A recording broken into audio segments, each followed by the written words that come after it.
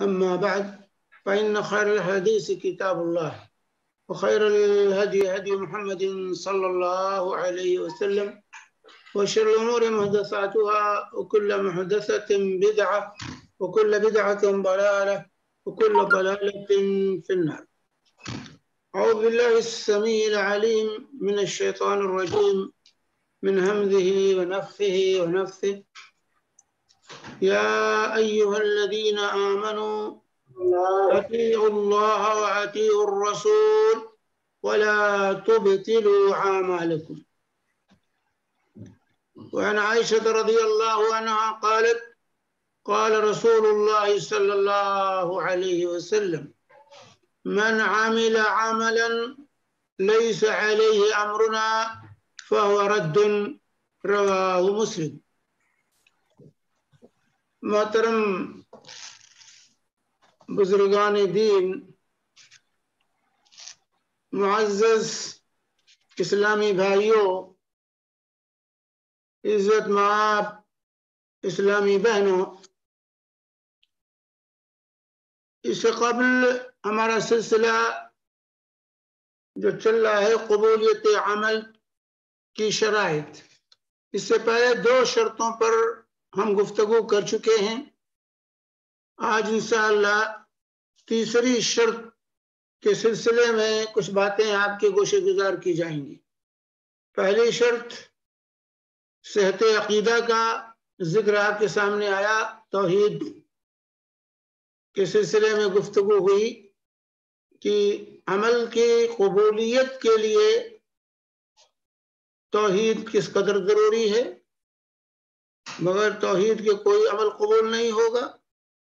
اور دوسری شرط جو بتائی گئی قبولیت عمل کی، وہ اخلاص، کہ ریا اور نموز سے ہمارا عمل خالی ہو، خالص و عمل اللہ کی رضا اور اس کے خوشنودی کے لیے کیا جائے.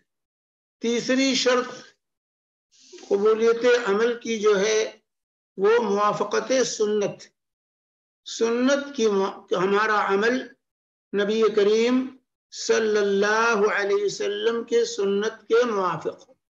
اگر ہمارا عمل نبی کریم صلی اللہ علیہ وسلم کے سنت کے خلاف ہوگا تو کوئی بھی عمل قبول نہ ہو. سنت کی موافقت، نبی صلی اللہ علیہ وسلم کی اس عمل میں اتباع اور پیروی، یہ ضروری ہے. نماز ہو، روزہ ہو، حج ہو، زکوٰۃ ہو، کوئی بھی عمل ہو، صرف اسی شکل میں یہ عمل قبولیت سے ہمکنار ہوگا جبکہ وہ عمل رسول اللہ صلی اللہ علیہ وسلم کے بتائے ہوئے اور اپنائے ہوئے طریقے کے مطابق.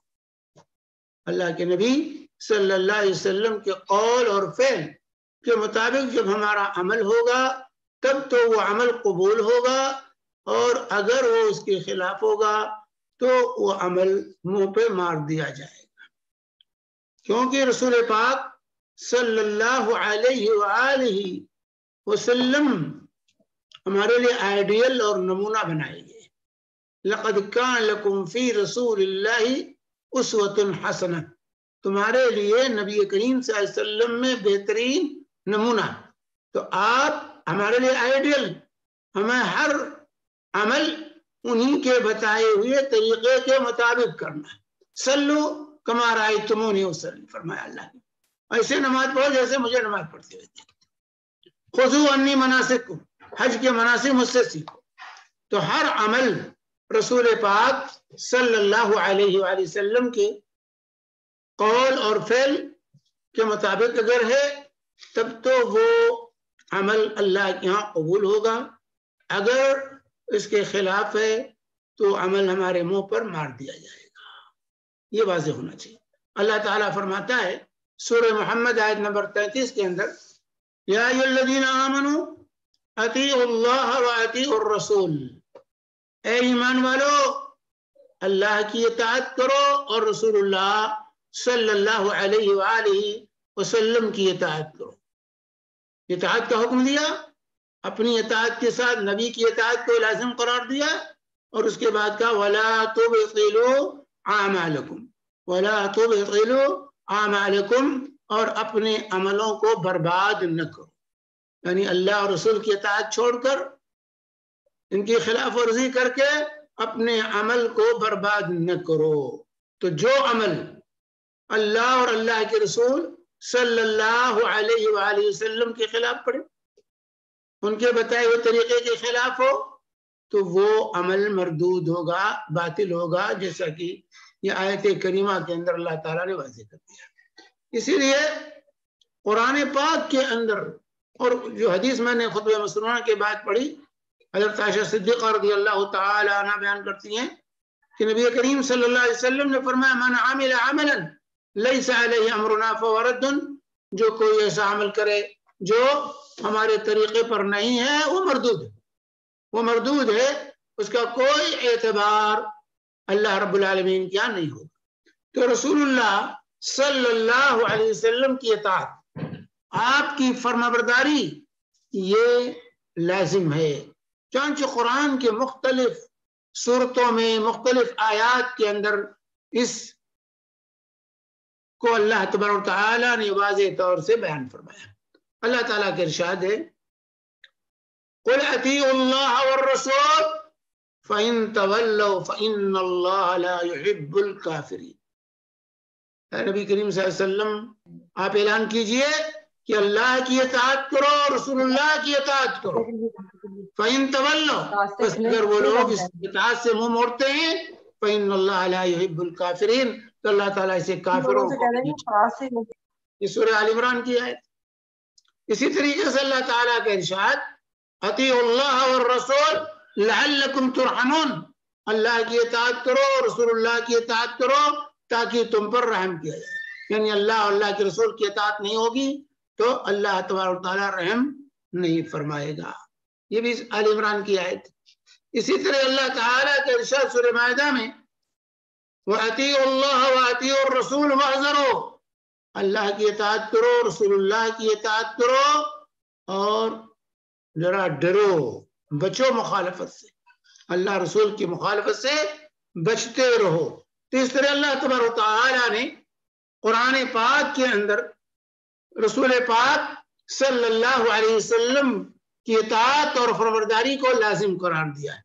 अल्लाह ताला ने फरमाया, वमा आताकुमुर रसूल फखुज़ूहु वमा नहाकुम अन्हु फंतहू, रसूलुल्लाह सल्लल्लाहु अलैहि वसल्लम जो कुछ दें उसे ले लो, और जिस चीज से रोक दें उससे रुक जाओ। और इसी तरह अल्लाह ताला का इरशाद, ये तो सूरह हश्र की आयत थी, सूरह अनफाल में अल्लाह फरमाता है, या अय्युहल्लज़ीना आमनू इस्तजीबू लिल्लाहि व लिर्रसूल इज़ा दआकुम लिमा युहयीकुम। ऐ ईमान वालो, अल्लाह और उसके रसूल सल्लल्लाहु अलैहि वसल्लम की पुकार पर लब्बैक को, जबकि रसूलुल्लाह से तुम्हें उस चीज की तरफ बुलाए जो तुम्हें जिंदगी बख्शने वाली। अल्लाह के नबी सल्लल्लाहु अलैहि वसल्लम जिस चीज की तरफ दावत देते हैं उसी में हमारी जिंदगी, उसी में हमारी जिंदगी है। तो अगर हम जिंदा रहना चाहते हैं, सही जिंदगी चाहते हैं, तो रसूलुल्लाह सल्लल्लाहु अलैहि वसल्लम की इत्तिबा, आपकी पैरवी को अख्तियार करना ये लाजिम है। और आपकी इताअत हकीकत में अल्लाह रब्बुल आलमीन की इताअत है। मन युतिर रसूल फक़द अता अल्लाह, जिसने रसूलुल्लाह की इताअत की उसने सही माने में अल्लाह की इताअत की। और इसी तरीके से उस वक्त तक अल्लाह की मोहब्बत नहीं मिल सकती जब तक रसूलुल्लाह की इताअत को हम लाजिम न पकड़े। अल्लाह फरमाता है, कुल इन कुंतुम तुहिब्बूनल्लाह फत्तबिऊनी युहिब्बुकुमुल्लाह व यग़फिर लकुम ज़ुनूबकुम वल्लाहु गफूरुर रहीम। अगर तुम्हारा दावा है कि हम अल्लाह से मोहब्बत करते हैं तो तुम मेरी यानी रसूलुल्लाह सल्लल्लाहु अलैहि वसल्लम की इत्तिबा करो, तो अल्लाह ताला तुम्हारे गुनाहों को बख्श देगा। और अल्लाह ताला बख्शने वाला मेहरबान है और तुमको महबूब बना ले। युहिब्बुकुमुल्लाह, अल्लाह तुम्हें महबूब बना लेगा और तुम्हारे गुनाहों को बख्श देगा। तो दो समरा जो इताअत रसूल का, इत्तिबाए सुन्नत का, दो समरा यहाँ अल्लाह ताला ने जिक्र किया कि इन बंदा खुद अल्लाह का महबूब हो जाएगा, अल्लाह बंदे से मोहब्बत करने लगेगा और बंदे के तमाम गुनाह बख्श दिए जाएंगे। اور اس طریقے سے قرآن پاک کے اندر اللہ تعالیٰ نے کہا وَمَن يَتَوَلَّ يُعَذِّبْهُ عَذَابًا أَلِيمًا، اور جو میں پھیرے گا نبی کی اطاعت سے، نبی کی فرمانبرداری سے روگردانی کرے گا، تو اللہ تبارک تعالیٰ اس کو دردناک عذاب میں مبتلا کرے گا، دردناک عذاب میں اللہ تبارک تعالیٰ اسے مبتلا کرے گا۔ اور اسی طریقے سے اطاعت رسول کا مقام دیکھیے، اللہ تعالیٰ فرماتا ہے وَمَن يُطِعِ اللَّهَ وَالرَّسُولَ فَأُولَٰئِكَ مَعَ الَّذِينَ أَنْعَمَ اللَّهُ عَلَيْهِم مِّنَ النَّبِيِّينَ وَالصِّدِّيقِينَ وَالشُّهَدَاءِ وَالصَّالِحِينَ وَحَسُنَ أُولَٰئِكَ رَفِيقًا، جو لوگ اللہ اور اس کے رسول صلی اللہ علیہ وسلم کی اطاعت کریں گے وہ ان لوگوں کے ساتھ ہوں گے جن پر اللہ تعالیٰ نے انعام فرمایا، یعنی انبیاء، صدیقین، شہداء، صالحین۔ کیسے اچھے ہیں یہ رفیق جو کسی کو میسر آئے۔ اللہ تعالیٰ نے یہ مزدہ سنایا ہے اطاعت رسول کا، نبی کریم صلی اللہ علیہ وسلم کی اطاعت اگر انبیاء کے ساتھ رہنا ہے، صدیقین، شہداء کے ساتھ رہنا ہے، اللہ کے منعم علیہ بندے جس کی دعا ہم کرتے ہیں اہدنا الصراط المستقیم صراط الذین انعمت علیہم، صراط الذین انعمت علیہم، کہ اگر ہم چاہتے ہیں اس راستے پر چلنا منعم علیہ بندوں کا راستہ تو وہ ہے اطاعت رسول۔ اطاعت رسول سے منعم علیہ بندوں کے ساتھ ہمارا حشر ہوگا، انبیاء کے ساتھ، صدیقین کے ساتھ، شہداء اور صالحین کے ساتھ۔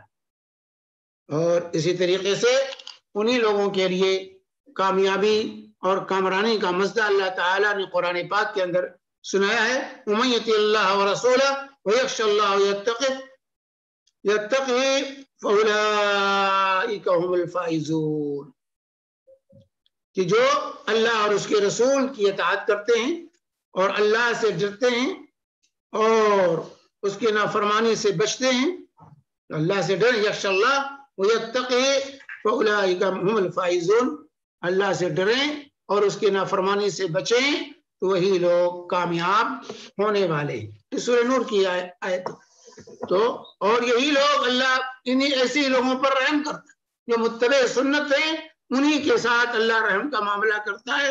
اولئک سیرحمہم اللہ ان اللہ عزیز حکیم، کہ جو ایسے ہی لوگوں کے ساتھ اللہ رحم کرتا ہے اور وہ اللہ غالب اور حکمت والا ہے۔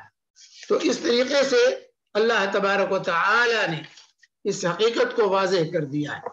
اور جو لوگ نبی کی سنت کی مخالفت کرتے ہیں، نبی کی سنتوں کو پامال کرتے ہیں، آپ کے قول و فعل کو نظر انداز کرتے ہیں، منمانی عمل کرتے ہیں، ان کے بارے میں اللہ تعالیٰ فرماتا ہے وَمَن يَعْصِ اللَّهَ وَرَسُولَهُ وَيَتَعَدَّ حُدُودَهُ يُدْخِلْهُ نَارًا خَالِدًا فِيهَا وَلَهُ عَذَابٌ مُّهِينٌ۔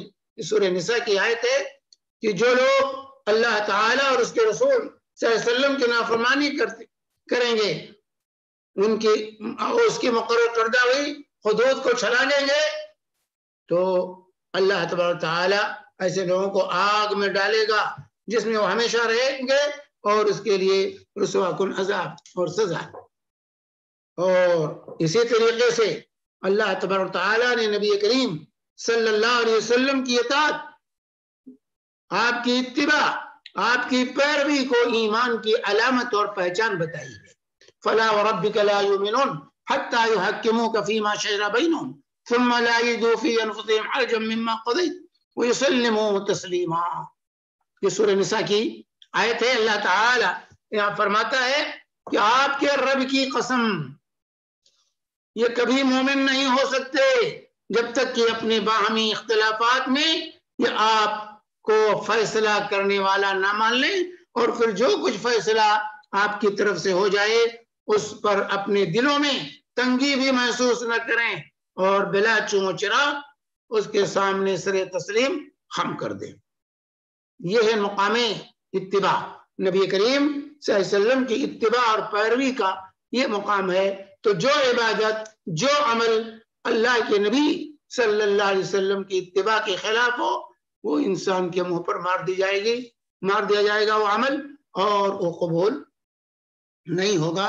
اللہ تبارک تعالیٰ نے فرمایا کہ جو لوگ نبی کے خلاف کریں ان کے بارے میں فرمایا من یشاقق الرسول من بعد ما تبین له الهدى ويتبع غیر سبیل المؤمنین نوله ما تولى ونصله جہنم وساءت مصیرا.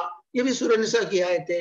اللہ تبارک و تعالی فرما رہا ہے جو شخص رسول اللہ صلی اللہ علیہ وسلم کی مخالفت پر کمر بستہ ہو جائے اور اہل ایمان کی روش کے سوا کسی اور کے راستے پر چل پڑے جبکہ اس پر واضح ہو چکی ہو تو اس کو ہم اسی طرف چلائیں گے اور جدھر وہ پھر گیا ہے اور اسے جہنم میں جھونک دیں گے جو بدترین جائے قرار ہے. اور اسی طریقے سے اللہ تعالی نے فرمایا فَلْيَحْذَرِ الَّذِينَ يُخَالِفُونَ عَنْ أَمْرِهِ أَن تُصِيبَهُمْ فِتْنَةٌ أَوْ يُصِيبَهُمْ عَذَابٌ أَلِيمٌ. یہ بھی سورہ نور کی آیت ہے. اللہ تعالیٰ فرما رہا ہے کہ ان لوگوں کو جو لوگ رسول اللہ صلی اللہ علیہ وسلم کے حکم کے خلاف ورزی کرنے والے جو لوگ ہیں ان کو ڈرنا چاہیے کہ دنیا میں کسی فتنے میں گرفتار نہ ہو جائیں یا آخرت میں ان پر دردناک عذاب نہ آ جائے. تو نبی کی مخالفت یہ کوئی آسان کام نہیں. تو جو عمل نبی کے خلاف ہوگا وہ منہ پہ مار دیا جائے گا, وہ اللہ کے یہاں قبول نہیں ہوگا. اس لیے عمل کی قبولیت کے لیے نبی کی اتباع یہ شرط لازم ہے. اور جب نبی کی بات آ جائے تو سورہ احزاب میں اللہ تعالیٰ نے کیا فرمایا؟ اللہ فرماتا ما کان لمؤمن ولا مؤمنۃ اذا قضى الله ورسوله امرا ان يكون لهم الخيرة من امرهم يعص الله ورسوله فقد ضل ضلالا بعيدا مبينا فقد ضل ضلالا مبينا. کسی مرد مومن و مومنہ عورت کو یہ حق نہیں ہے کہ جب اللہ اور اس کے رسول صلی اللہ علیہ وسلم کسی معاملے کا فیصلہ کر دیں تو پھر اسے اس معاملے میں خود فیصلہ کرنے کا اختیار حاصل ہے. اور جو کوئی اللہ تعالی اور اس کے رسول صلی اللہ علیہ وسلم کی نافرمانی کرے تو وہ صریح گمراہی میں جا پڑے گا. اور اسی طریقے سے اطاعت شعاروں کا ذکر کرتے اللہ نے فرمایا وَمَن يُطِعِ اللَّهَ وَرَسُولَهُ يُدْخِلْهُ جَنَّاتٍ تَجْرِي مِن تَحْتِهَا الْأَنْهَارُ وَمَن يَتَوَلَّ يُعَذِّبْهُ عَذَابًا أَلِيمًا. جو کوئی اللہ اور اس کے رسول کی اطاعت کو لازم پکڑے گا تو اللہ تعالی اس کو جنت میں داخل کرے گا جس کے نیچے سے نہریں جاری ہیں. اور جو اعراض کرے گا منہ پھیرے گا اطاعت رسول سے اللہ تعالی اس کو عذاب میں دردناک عذاب میں مبتلا کرے گا. تو اتباع سنت یہ ضروری ہے. اللہ کے نبی صلی اللہ علیہ وسلم کل امتی يدخلون الجنة إلا من أبى قيل ومن يأبى يا رسول الله قال من أتاني دخل الجنة ومن عصاني فقد أبى. یہ صحیح بخاری کی روایت ہے. اللہ کے نبی صلی اللہ علیہ وسلم فرماتے ہیں کہ میری پوری امت جنت میں جائے گی إلا من أبى, لیکن جو انکار کرے جنت میں جانے سے. صحابہ کو تعجب ہوا, عرض کہ یا رسول اللہ ومن يأبى یا رسول اللہ, کون ہے کہ جنت میں جانے سے انکاری ہو؟ تو اللہ کے نبی صلی اللہ علیہ وسلم نے فرمایا من اتانی دخل الجنہ ومن عصانی فقد ابى. جس نے میری اطاعت کی وہ تو جنت میں جائے گا اور جو میری نافرمانی کرے گا وہ جو ہے گویا کہ جنت میں جانے سے انکار. جنت متی کو ملے گی, نافرمان کو نہیں ملے گی. تو اعمال اسی وقت عمل کے اندر قیمت پیدا ہوتی ہے اور اللہ کے ہاں اس کی قدر ہوتی ہے اور اس کو قبولیت سے اللہ تعالی ہمکنار فرماتا ہے جب وہ عمل نبی کریم صلی اللہ علیہ وآلہ وسلم کی سنت کے مطابق آپ کے طریقے سے ہٹی ہوئی کوئی بڑی سی بڑی عبادت ہو وہ مردود ہے اور وہ منہ پر مار دی جائے گی. اسی لیے ہر عمل کرتے ہوئے انسان کو یہ سوچنا ہوگا 17 مرتبہ عمل کرنے سے پہلے کہ یہ عمل کیا اللہ کے رسول صلی اللہ علیہ وسلم سے ثابت ہے, اللہ کے نبی صلی اللہ علیہ وسلم نے اس کا کیا طریقہ بتایا, کیسے کیا ہے, آپ کا قولی اور فعلی عمل کیا رہا ہے, آپ نے اپنے قول سے کیا فرمایا اور اپنے فعل سے کیا کیا ہے. تو آپ کے قول و فعل پر ہمیں اپنی نگاہ گڑانی ہوگی اور دیکھنا ہوگا کہ اللہ کے نبی صلی اللہ علیہ وسلم نے عمل کیا ہے کہ نہیں کیا. جو اس وقت، اسی لیے امام مالک رحمہ اللہ فرماتے ہیں جو اس وقت دین نہیں تھا قیامت تک وہ دین نہیں ہو سکتا، قیامت تک اسے دین نہیں کہا جا سکتا. تو اگر ہمیں ثواب کمانا ہے، اپنے اعمال کو قبولیت سے ہم کنار کرانا ہے اللہ رب العالمین سے، تو ہمیں نبی کریم صلی اللہ علیہ وسلم کی اتباع اور پیروی کو لازم پکڑنا ہوگا. تب تو ہمارا عمل اللہ تبارک و تعالیٰ کیا قبول ہوگا، ورنہ یہ عمل ہمارے اوپر جو ہے ہمارے منہ پر مار دیا جائے گا. لیکن گمراہی جو آئی اطاعت رسول کے سلسلے میں دو ناحیے سے. ایک طرف تو وہ لوگ پیدا ہوئے جنہوں نے سنت کا سرے سے انکار کر دیا، جنہوں نے احادیث کا انکار کر دیا اور کہہ دیا کفانا کتاب اللہ، ہمارے لیے قرآن کافی ہے، ہمیں حدیثوں کی ضرورت نہیں. نبی کے قول و فعل کی کوئی حیثیت نہیں ہے، نبی کی حیثیت صرف ڈاکیا کی تھی کہ اللہ کا قرآن لا کے پہنچا دیا، بس آپ کی ذمہ داری ادا ہو، بس قرآن ہمارے لیے کافی. ایک طرف تو وہ لوگ گمراہ پیدا ہوئے اور یہ سلسلہ معتزلہ سے شروع ہوا اور آج تک جو ہے پرویز تک، غلام پرویز تک پہنچ گیا. اور اس طریقے سے وہ اپنے آپ کو جو ہے منکرین حدیث کا جو فرقہ پیدا ہوا وہ جو ہے آج دندناتا پھر رہا ہے. کوئی بھی بات اگر کہی جاتی ہے تو اتنا قرآن میں دکھاؤ، قرآن میں تو یہ نہیں ہے. تو قرآن و سنت، قرآن و حدیث، نبی کی اتباع، نبی کی پیروی، یہ اللہ تعالیٰ نے لازم کی ہے. اطیع اللہ و اطیع الرسول کا ہے، اللہ کی اطاعت کرو، رسول اللہ کی بھی اطاعت کرو. تو اگر قرآن کافی ہے تو رسول اللہ کی اطاعت کہاں ہے؟ رسول اللہ کی اطاعت کہاں گئی؟ تو اللہ تعالیٰ نے جو ہے وما آتاکم الرسول فخذوہ، جو نبی دیں اسے لے لو اور جس سے روک دیں اس سے رک جاؤ. تو قرآن اور حدیث، کتاب اور سنت، یہ دو اساس ہیں، بنیاد ہیں کسی بھی عمل کے لیے. ان دونوں کو ہمیں دیکھنا ہوگا کہ قرآن میں اللہ نے کیا فرمایا، رسول پاک صلی اللہ علیہ وسلم نے کیا بتایا. قرآن میں حدیث سے مل جائے وہ ہماری حجت اور دلیل ہے، اس کے مطابق ہمیں ڈالنا.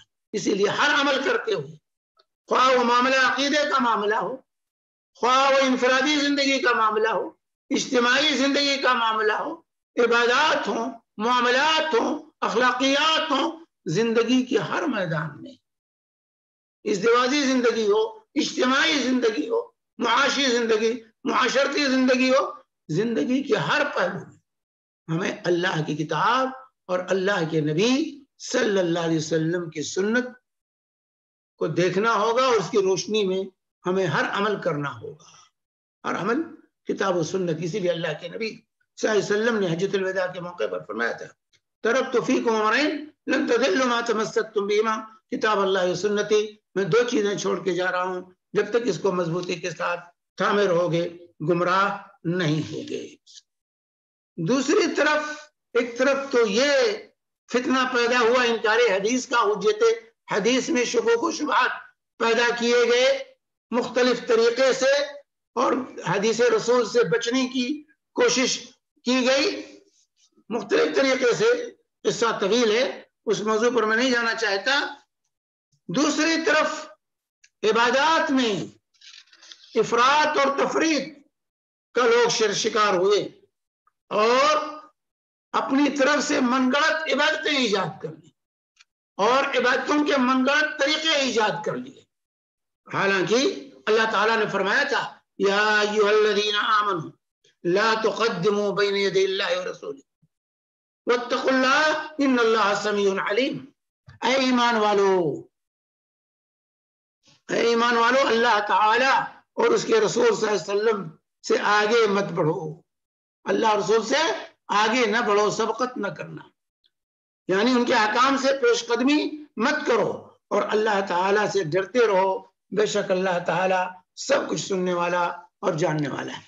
تو اللہ اور رسول سے آگے بڑھنا، تو بدعات کو ایجاد کرنا، اپنی طرف سے منمانی عمل کرنا، سنت کی اتباع کو چھوڑ دینا، یہ اللہ رسول سے آگے نکلنا ہے.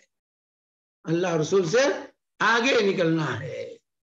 تو اللہ تبارک و تعالیٰ نے یہ واضح کر دیا چنانچہ دیکھ لیجیے صحیح بخاری اور صحیح بخاری کی حدیث ہے کہ حضرت انس رضی اللہ تعالی عنہ روایت کرتے ہیں کہ جاء ثلاثة رات الى بیوت ازواج النبی صلی اللہ علیہ وسلم یسألون عن عبادت النبی صلی اللہ علیہ وسلم کہ 3 آدمی ازواج مطہرات کے گھر پہنچتے ہیں تاکہ وہ رسول پاک صلی اللہ علیہ وسلم کے شب و روز میں کیے جانے والے اعمال کو معلوم کر لیں فلما اخبروا به فكأنهم تقالوها تو جب ازواج مطہرات نے انہیں اس کی اطلاع دی نبی کریم صلی اللہ علیہ وسلم کے اعمال کو بیان کیا کہ ایسا ایسا کرتے ہیں فكأنهم تقالوها تو راوی کہتے ہیں گویا انہوں نے اس مقدار عبادت کو اس عبادت کو اپنے لیے کم سمجھا اپنے حق میں کم جانا اور کہا ہوا رسول اللہ آپ تو اللہ کے رسول ہیں قد غفر اللہ ما تقدم ذنبی وما تاخر اللہ نے آپ کے اگلے پچھلے سب معاف کر رکھے ہیں ہم تو خطا کار ہیں ہم گنہگار ہیں ہمیں مزید اور عمل کرنا چاہیے ان میں سے ایک نے کہا اما انا فاقوم اللیل ولا ارقد وصلی اللیل کاملا کہ میں پوری رات اب نماز پڑھوں گا قیام کروں گا اقوم اللیل ولا ارقد اب میں سوؤں گا نہیں پیٹ اپنے بستر پر رات میں نہیں لگاؤں گا رات بھر اللہ کی عبادت کروں گا قیام کروں گا دوسرے نے کہا اما انا فاصوم النهار ابدا ولا افطر دوسرے نے کہا میں ہمیشہ روزے سے رہوں گا پورے سال روزہ نہیں توڑتا کبھی میں ہمیشہ روزے سے رہوں گا تیسرے نے کہا اما انا فاعتزل النساء فلا اتزوج ابدا اب میں شادی بیاہ سے دور رہوں گا کبھی شادی بیاہ نہیں کروں گا بیوی بچوں سے آزاد ہو کر کے اللہ کی عبادت میں سراپا لگ جاؤں گا کیونکہ بیوی بچوں کے جھمیلوں سے کی وجہ سے جو ہے انسان غافل ہو جاتا ہے اور اس کو اللہ کے بعد کا موقع نہیں ملتا یہ 3 آدمی تھے صحابہ میں سے تھے ان کے اخلاص میں کوئی کمی نہیں تھی لیکن جب ان لوگوں نے اور جس کام کا ارادہ کیا تھا یہ کام بھی کوئی گناہ کا کام نہیں تھا معصیت کا کام نہیں تھا نماز پڑھنے کا روزہ رکھنے کا اللہ کی عبادت کرنے کا قصد کیا تھا ارادہ کیا تھا لیکن قربان جائیے جب نبی کریم صلی اللہ علیہ وسلم تک یہ باتیں پہنچتی ہیں آپ کو پتا چلتا ہے کہ 3 آدمی ابھی آئے تھے اور انہوں نے یہ ایک کہہ کر یہاں سے وہ رخصت ہوئے ہیں تو اللہ کے نبی صلی اللہ علیہ وسلم تیزی سے نکلے ان کے پیچھے اور ان تینوں کو بلایا کہا انتم الذین قلتم کذا وکذا کیا تم ہی لوگ ایسا ایسا کہہ کر جا رہے ہو انہوں نے کہا اللہ کے رسول صلی اللہ علیہ وسلم ہم نے یہ عہد کیا ہے اب اللہ کی بات کس طرح کریں گے تو اللہ کے نبی صلی اللہ علیہ وسلم نے کیا فرمایا واللہ انی لاخشاکم للہ واتقاکم لہ اللہ کی قسم میں تم میں سب سے زیادہ اللہ کا تقوی اختیار کرنے والا اللہ سے ڈرنے والا لیکنی اصوم و افطر میں روزہ رکھتا ہوں اور نہیں بھی رکھتا ہوں وصلی وارقد رات کو نماز پڑھتا بھی ہوں قیام بھی کرتا ہوں اور سوتا بھی ہوں واتزوج النساء اور میں شادی بیاہ بھی کرتا ہوں 1 سے زائد بیویاں میرے پاس 1 سے زائد بیویاں ہیں میرے پاس یہ اپنا معمول اللہ کے نبی صلی اللہ علیہ وسلم اپنا عمل بیان کیا ان کے سامنے پیش کیا اور اس کے بعد بیان کیا فمن رغب عن سنتی فلیس منی جو اپنی عبادت کا عمل کا طریقہ بتایا اور اس کے بعد وہی بیان کی کہ جو شخص میرے اس طریقے سے بے رغبتی کرے گا اعراض کرے گا وہ میری امت سے نہیں لیس منی مجھ میں سے نہیں مجھ سے اور اس کا تعلق نہیں مجھ سے اس کا کوئی تعلق نہیں باقی رہے گا اگر وہ میرے طریقے سے اعراض کرتا تو میرا طریقہ تو یہ ہے کہ رات کو قیام بھی کرو سو بھی دن میں کبھی روزہ رکھو اور کبھی نہ رکھو، اور شادی بیاہ سے دور نہ بھاگو، شادی بیاہ کرو، تو جو میرے اس طریقے سے اعراض کرے گا وہ مجھ میں سے نہیں ہوگا۔ یہاں میرے بھائیوں، ہمارے ان بھائیوں کے لیے سمجھنے کی چیز ہے، قابل غور چیز ہے کہ بھائی ان تینوں صحابی تھے اور تینوں نے کسی گناہ کا قصد نہیں کیا تھا، اچھی سے اچھی عبادت کا قصد کیا تھا، لیکن اس کے باوجود اللہ کے نبی صلی اللہ علیہ وسلم نے روک دیا، وعید سنائی۔ تو جو ہمارے بھائی کہتے بھائی کیا حرج ہے، نیکی کا کام ہی تو ہے، فاتحہ ہی تو پڑھ رہے ہیں، روزہ ہی تو رکھ رہے ہیں، صدقہ ہی تو کر رہے ہیں، کھانا ہی تو کھلا رہے ہیں۔ میرے بھائیوں، جو عبادت نبی کے طریقے سے ہٹی ہوئی ہے وہ عبادت مردود ہے، وہ عبادت نہیں ہے، وہ عبادت نہیں جو عبادت نبی کریم صلی اللہ علیہ وسلم کے طریقے کے خلاف ہو۔ فمن رغب عن سنتی فلیس منی، جو میرے طریقے سے اعراض کریں وہ ان کا مجھ سے کوئی تعلق نہیں ہے، کوئی تعلق نہیں ہے۔ تو یہ جو آج کل میرے بھائیوں ہمارے ماحول میں بدعات اور خرافات کا دین کے نام پر جو بہت سے اعمال ہم نے وضع کر لیے، ہمیں سوچنا ہوگا، دیکھنا ہوگا کہ کیا اللہ کے نبی صلی اللہ علیہ وسلم کے قول و فعل سے، آپ کی سنت سے اس کا ثبوت ملتا ہے، اس کا کہیں سراغ ملتا ہے؟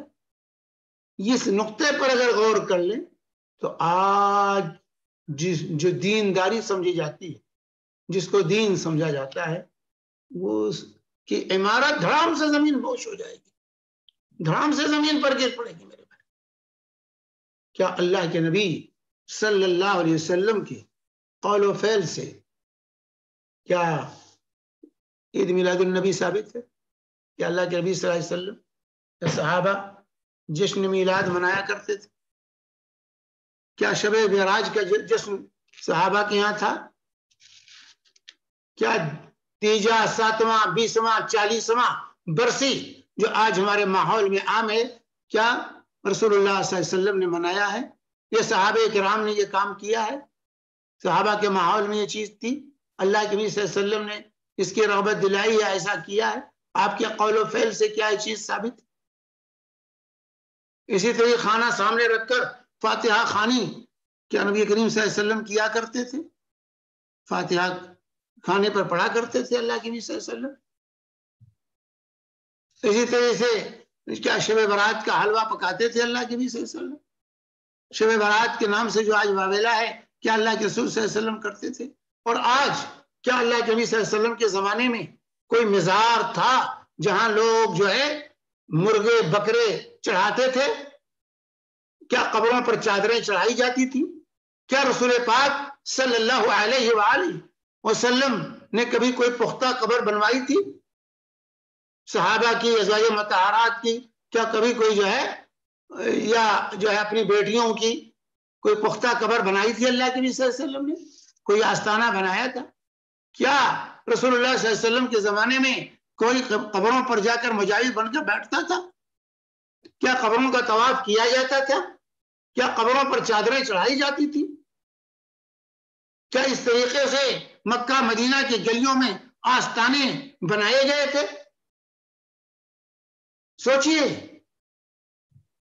سوچئے جب اگر اس وقت نہیں تھا تو آج وہ دین نہیں ہو سکتا۔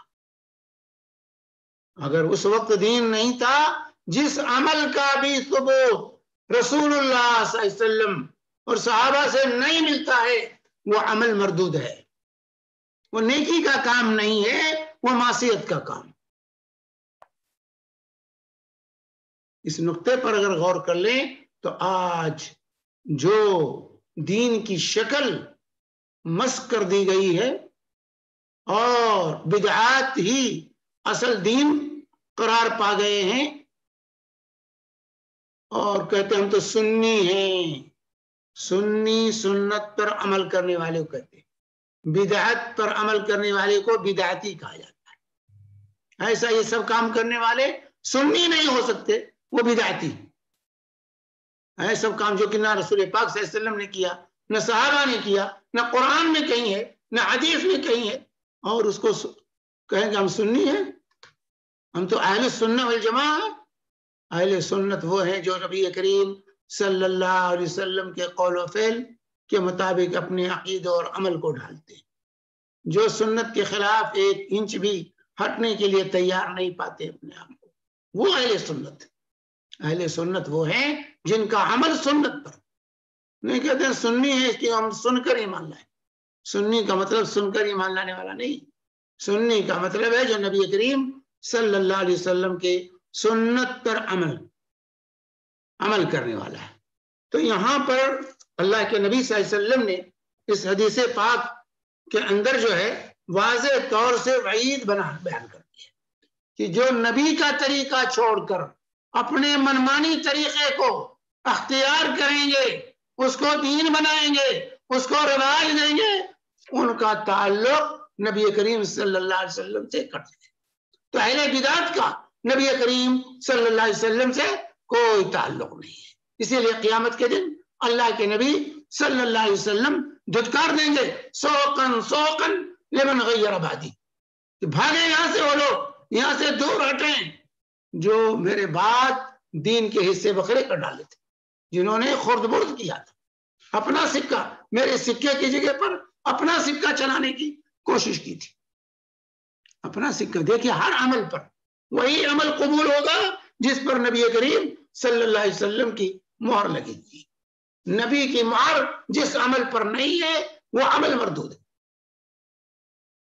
تو اتباع سنت، موافقت سنت عمل کی قبولیت کے لیے ضروری ہے. کہتے ہیں کیا اچھا عمل تو ہے، اچھا عمل ہے کہ فاتحہ تو کھانے پہ پڑھ رہے، تو فاتحہ سجدے میں پڑھو، تشہد میں بھی فاتحہ پڑھتے رہو، کیوں؟ اچھا عمل ہے.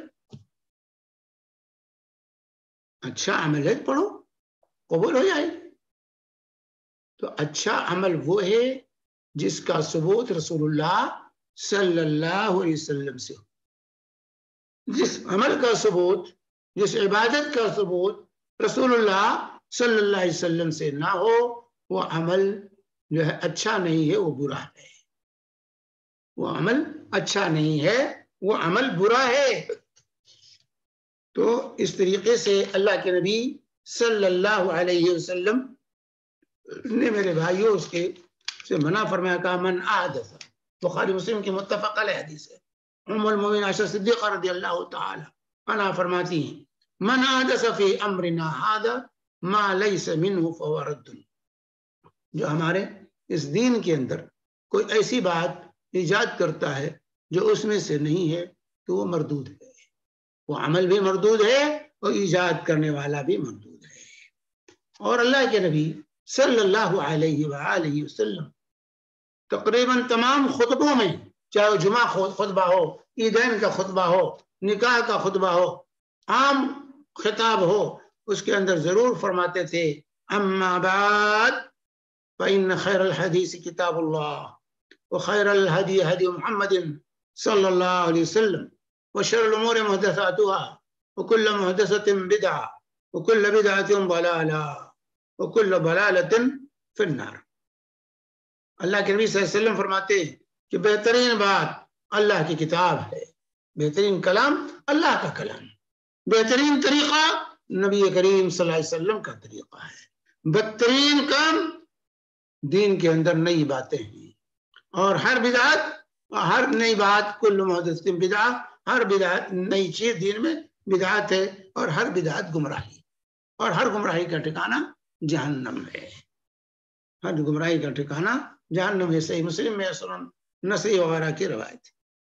میرے بھائیوں، اور اسی طریقے سے اللہ کے نبی صلی اللہ علیہ وآلہ وسلم نے فرمایا تھا، ابو داؤد، ترمذی، ابن ماجہ وغیرہ کے ارباز بن ساریہ رضی اللہ تعالی عنہ کی روایت، فإنه من يعش منكم بعدي فسيرى اختلافا كثيرا فعليكم بسنتي وسنة الخلفاء الراشدين المهديين تمسكوا بها وعضوا عليها بالنواجذ وإياكم محدثات الأمور فإن كل محدثة بدعة وكل بدعة ضلالة. اللہ کے نبی صلی اللہ علیہ وسلم نے فرمایا تھا کہ میرے بعد جو لوگ رہیں گے وہ بہت سے اختلافات رونما ہوتے ہوئے دیکھیں گے، لہذا تم ایسی صورت میں میرے طریقے کو اور میرے خلفائے راشدین کے طریقے کو لازم پکڑنا اور اس کو مضبوطی کے ساتھ تھام لینا، دانتوں سے جو ہے دبا کر پکڑ لینا، اور ایاکم محدثات الامور، اور خبردار نئی چیزوں سے بچتے رہنا۔ دین میں ہر نئی چیز بدعت ہے، اور ہر بدعت ضلالت اور گمراہی ہے۔ اور اسی طریقے سے اللہ کے نبی صلی اللہ علیہ وآلہ وسلم نے ایک لکیر کھینچی۔ حضرت عبداللہ بن مسعود رضی اللہ تعالی عنہ بیان فرماتے ہیں، ایک لکیر کھینچی اور اس کے دائیں بائیں لکیریں کھینچی، اور اس کے بعد کہا ہذہ سبیل اللہ، ہذہ سبل علی کل سبیل من الشیطان۔ ایک خط یہ کہا ہذہ سبیل اللہ، اس کے دائیں بائیں جو لکیریں کھینچی اور کہا یہ شیطانی راستے ہیں، ہر ایک پر ایک شیطان بیٹھا ہوا ہے جو اس کی طرف بلاتا ہے جو ہے۔ تو اللہ کا راستہ ایک ہے، اور وہ راستہ ہے ان ھذا صراطی مستقیما فاتبعوه ولا تتبعوا السبل فتفرق بكم عن سبیلی۔ اللہ کے سورہ انعام میں اللہ تعالیٰ نے اس چیز کو واضح کیا، یہ میرا سیدھا راستہ ہے۔ ان ھذا صراطی مستقیما، جسے رسول اللہ صلی اللہ علیہ وسلم پیش کر رہے ہیں، فاتبعوه، اسی کی اتباع کرنا، ولا تتبعوا السبل، اور اس کے علاوہ دوسری پگڈنڈیوں پر نہ چلنا۔ بدعت کے جو راستے ہیں وہ پگڈنڈیاں ہیں، وہ سنت کے خلاف پگڈنڈیاں شیطانی راستے ہیں۔ تو کہا کہ فلا جو ہے فتبعوا ولا تتبعوا السبل فتفرق بكم عن سبیلی، یہاں سے بھاگو جو ہے، اور اللہ کے نبی صلی اللہ علیہ وسلم فتبعوا، اس کی اتباع کرنا، دوسرے راستوں کی اتباع نہ کرنا، دوسری پگڈنڈیوں پر نہ چلنا، تمہیں اللہ کے راستے سے یہ جو ہے پگڈنڈیاں جو ہیں تمہیں اللہ کے راستے سے۔ تو بدعت کے راستے یہ پگڈنڈیاں ہیں، یہ شیطانی راستے ہیں، ان پر شیطان بیٹھے ہوئے ہیں اور اس طرح لوگوں کو جو ہے گمراہ کر رہے ہیں۔ اور یاد رکھیں کہ جب بھی ایک بدعت انسان ایجاد کرتا ہے تو اس سے ہمیشہ کے لیے ایک سنت جو ہے اٹھا لی جاتی ہے۔ چنانچہ مشہور تابعی ہیں حسان بن عطیہ رحمہ اللہ فرماتے ہیں، مَبْتَدَعَ قَوْمٌ بِدْعَةً فِي دِينِهِمْ إِلَّا نَزَعَ اللَّهُ مِنْ سُنَّتِهِمْ مِثْلَهَا ثُمَّ لَا يُعِيدُهَا إِلَيْهِمْ إِلَى يَوْمِ الْقِيَامَةِ۔ کہ جب بھی کوئی قوم بدعت ایجاد کرتی ہے دین میں تو اللہ تعالی ان سے ایک سنت کو چھین لیتا ہے اور پھر ان کی طرف وہ سنت کو نہیں لوٹاتا قیامت تک، وہ سنت پر عمل کرنے سے محروم ہے۔ سنن دارمی وغیرہ کی روایت ہے، صحیح حدیث ہے، امام البانی نے اس کو صحیح قرار دیا ہے کہ حسان بن عطیہ رحمہ اللہ نے فرمایا۔ تو بدعت کا انجام بڑا ہوتا ہے۔ تو اس طریقے سے کوئی بھی عمل کی قبولیت کے لیے نبی کریم صلی اللہ علیہ وسلم کی اتباع اور پیروی یہ لازم ہے، اس کے بغیر کوئی عمل قبول نہیں۔ لوگ کہتے ہیں حرج کیا ہے بھائی، یہ بدعت نہیں، اچھا عمل تو ہے، حرج کیا ہے؟ حرج یہ ہے کہ ایسا کرنے والا اپنے آپ کو نبی کریم صلی اللہ علیہ وسلم کے مقابلے میں لا کے کھڑا کرتا ہے اور نبی کریم صلی اللہ علیہ وسلم پر اتہام لگاتا ہے۔ ام لہم شرکاء شرعوا لہم من الدین ما لم یأذن بہ اللہ، کیا لوگوں نے اپنے ایسے شرکا بنا لیے ہیں جو ان کے لیے دین کے اصول اور ضابطے وضع کرتے ہیں، وہ متعین کریں گے؟ راستہ متعین کر دیا رسول پاک صلی اللہ علیہ وسلم نے، اب کوئی دوسرا دین کا راستہ متعین نہیں کر سکتا۔ اور اسی طریقے سے جو ہے یہ اتہام ہے رسول پاک صلی اللہ علیہ وسلم، جیسے امام مالک رحمہ اللہ فرماتے ہیں، من ابتدع بدعۃ ثم رآها حسنہ فقد زعم ان محمدا صلی اللہ علیہ وسلم قد خان الرسالہ۔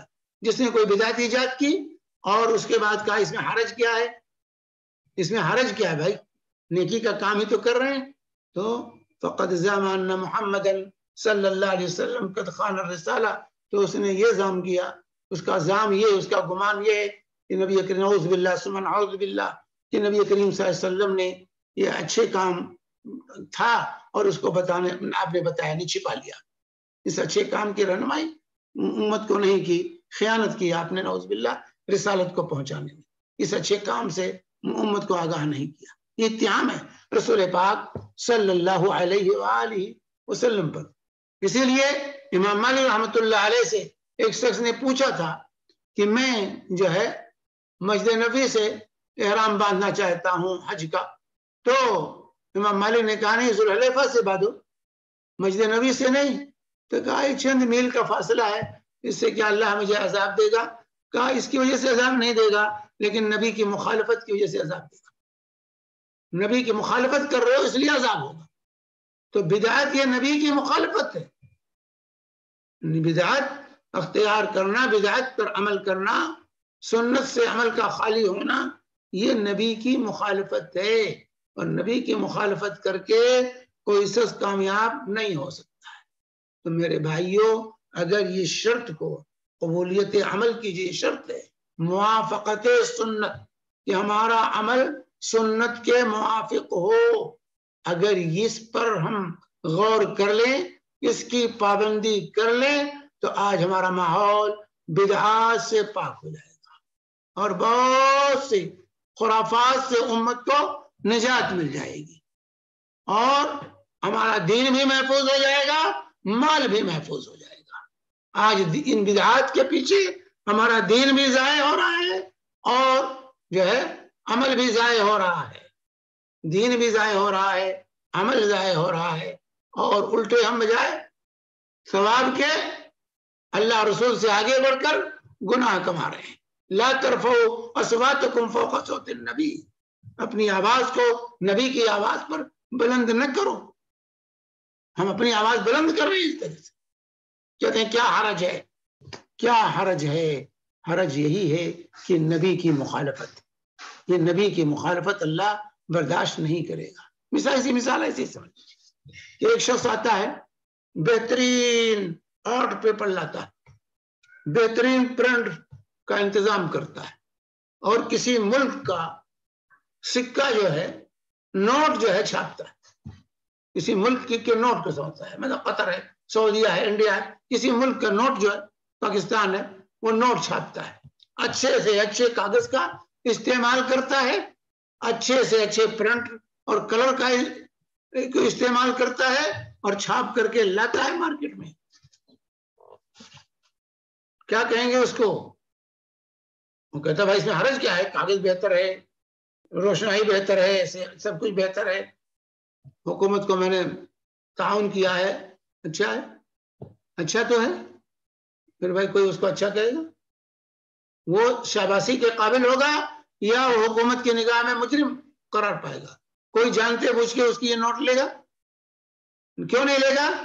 کیونکہ اس پر حکومت کی مہر ثبت نہیں ہے.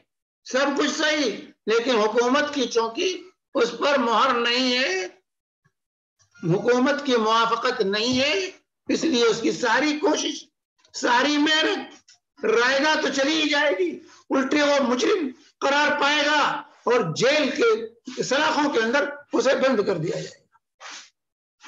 یہ کہہ کر نہیں چھٹکارا پا سکتا ہے. حرج کیا ہے بھائی؟ یہ تو اچھا کاغذ میں نے استعمال کیا ہے، اچھا پرنٹ کیا ہے میں نے، اس کو مجرم قرار دیا. یہ نہیں کہ اس کی ساری یہ کوشش رائے گاں ہو جائے، قبول نہ کی جائے، وہ نوٹ نہ چلے. نوٹ نہ چلنے کے ساتھ ساتھ وہ مجرمین کے کٹگڑے میں جائے گا. یہی حال اہل بدعت کا ہے، ان لوگوں کا ہے جو نبی کی سنت کو چھوڑ کر کے منمانی عمل کرتے ہیں، اپنی طرف سے اعمال وضع کرتے ہیں، اپنی طرف سے کیفیتیں متعین کرتے ہیں عبادات کی. ان کا یہی حال ہے کہ وہ مجرم ہے.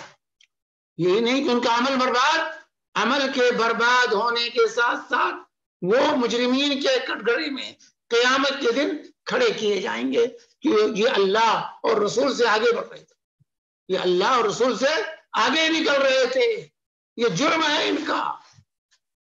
تو جس کو آج انسان کار ثواب سمجھ رہا ہے، بدعتوں کو ایجاد کر کے، بدعات پر عمل کر کے وہی اس کے لیے وبال جان قیامت کے دن بنے گا، قیامت کے دن بنے گا۔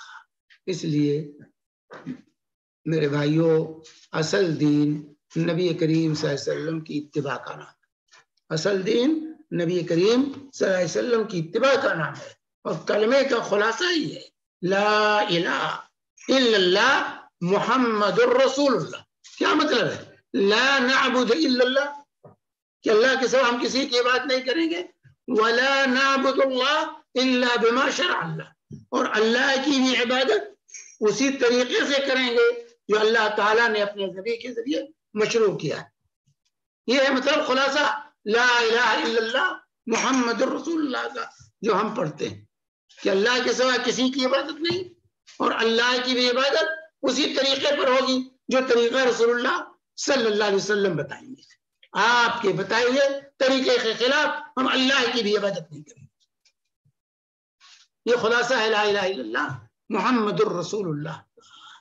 لیکن افسوس افسوس صد افسوس ہے میرے بھائیوں مسلمانوں پر آج کے، کہ آج کا مسلمان دین کو مسخ کر چکا ہے۔ اگر آج ابو بکر و عمر رضی اللہ عنہما آ جائیں، صحابہ آ جائیں، تابعین آ جائیں، اور آج جو دین کا جنازہ ہم نے نکالا ہے تو وہ پہچان ہی نہیں پائیں گے کہ اسلام ہے کہ کیا ہے۔ جو بدعتیں ہم نے ایجاد کر رکھی ہیں اس کو اسلام ماننے کے لیے تیار ہی نہیں ہوں گے، پہچان ہی نہیں پائیں گے، کہ انہوں نے یہ دین نہیں دیکھا۔ جو دین ہم نے وضع کر لیا ہے وہ دین صحابہ نے نہیں دیکھا تھا، تابعین نے نہیں دیکھا، اس لیے ان کو یقین ہی نہیں ہوگا یہ بھی دین ہے، یہ بھی اسلام ہے۔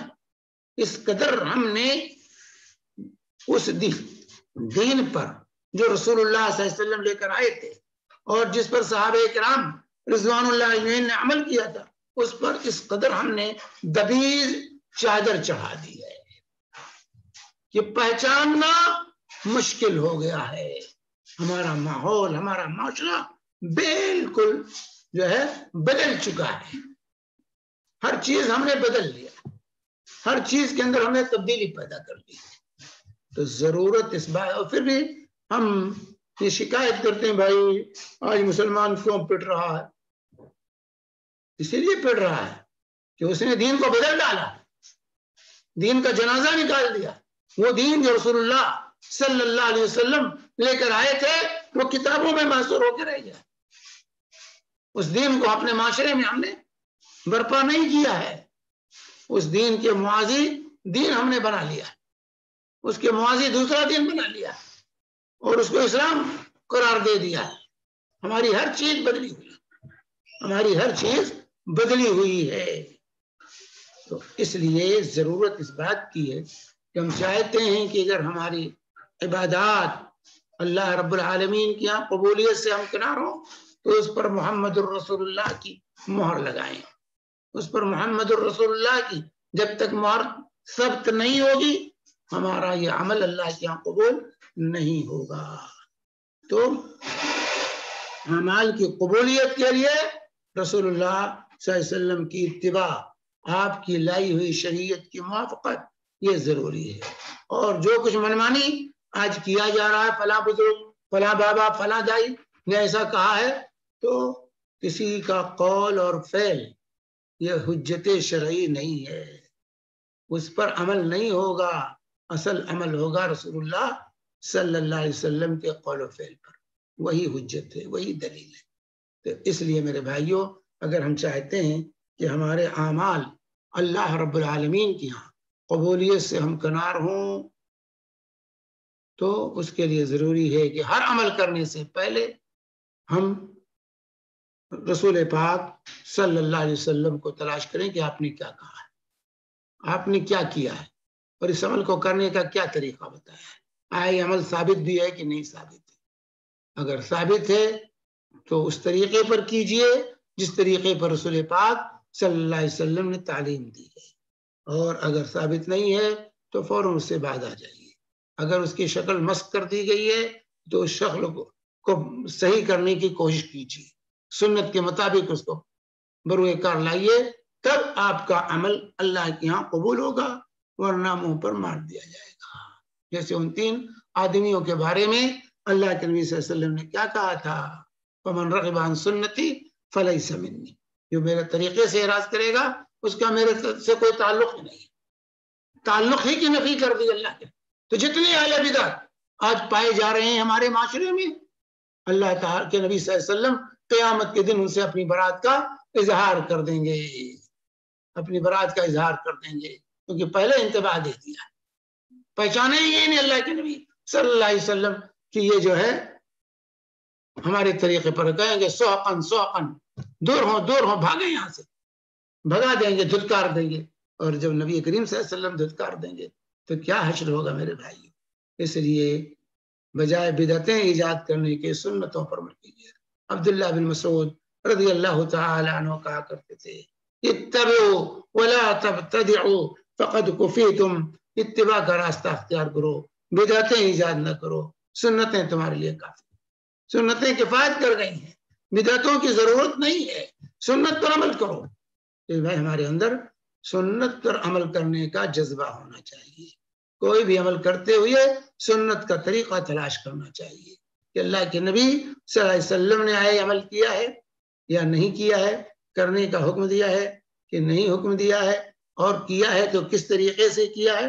یہ چیزیں ہر عمل سے پہلے ہمیں سوچنا ہوگا، غور کرنا ہوگا. اللہ تبارک تعالی ہم سب کو اتباع سنت کی توفیق عطا فرمائے. رب العالمین ہمیں بدعات سے، خرافات سے اللہ تبارک تعالی ہمیں محفوظ رکھے.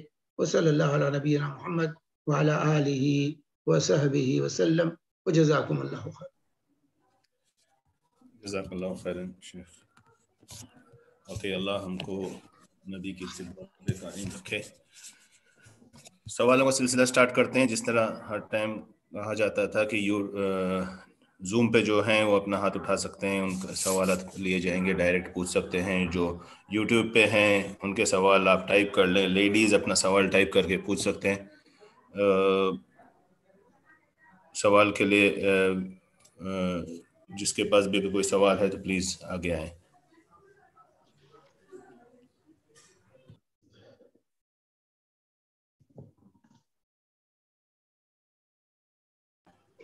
جی مطلب ہے آپ کا سوال.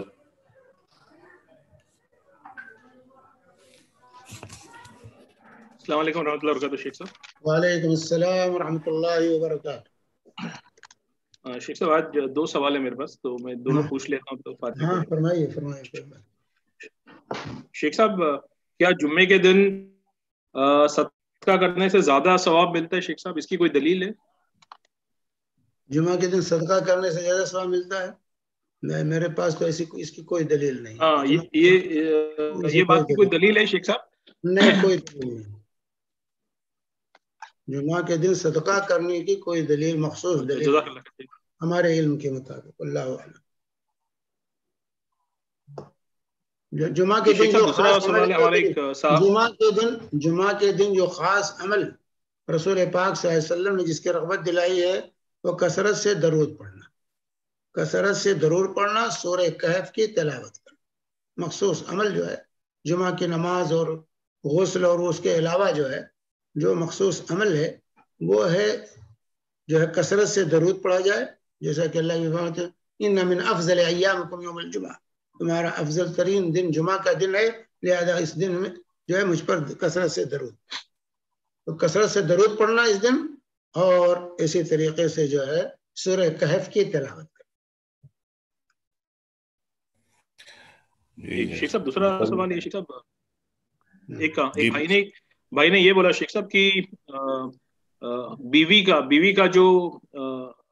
کا جو حق ہے صرف شوہر کی ضرورت کے لیے، لیکن بچوں کی ذمہ داری اور بچوں کو کھانا بنا کے دینا یہ اس کا کوئی حق، مطلب وہ نہیں کرے گی، کرنا ضروری نہیں ہے. وہ جاہل ہے ایسا شخص، وہ جاہل ہے. ایسا کہنے والے جاہل ہے، نہیں جانتے کچھ. بیوی کا کام صرف شوہر کی ضرورت پوری کرنا ہے، بس وہی ایک کام رہ گیا دنیا میں. بھائی اللہ کے نبی صلی اللہ علیہ وسلم جو فرمایا کہ اگر شوہر کے جسم سے خون پیپ بہ رہا ہو زخم سے، اور عورت اپنی زبان سے چاٹ کر اس کو صاف کرے، تب بھی شوہر کے حق کو ادا نہیں کر سکتی. تو عورت کا کام کھانا بنانا نہیں ہے، کھانا بنا کے شوہر کو نہ دے، عورت کے شوہر کے کپڑے نہ دھلے یا جسمانی خدمت نہ کرے، صرف یہ کہ کام رہ گیا بس مباشرت کی ایک کام ہے اور کوئی کام نہیں دنیا میں. اور بچوں کا بھی تو دھیان رکھنا نا شیخ صاحب.